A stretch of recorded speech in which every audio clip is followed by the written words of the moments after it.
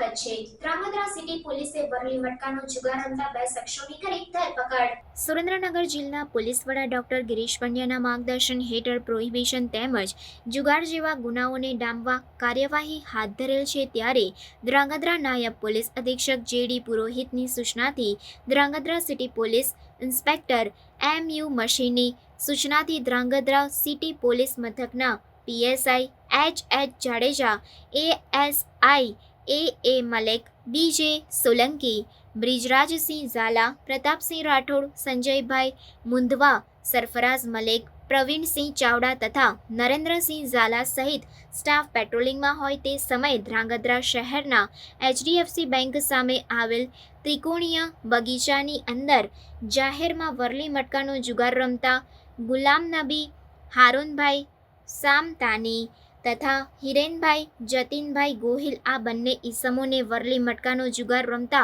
રોકડ રકમ સહિત ₹12,300ના મુદ્દામાલ સાથે પકડી પાડી ધોરણસરની કાર્યવાહી હાથ ધરવામાં આવી હતી।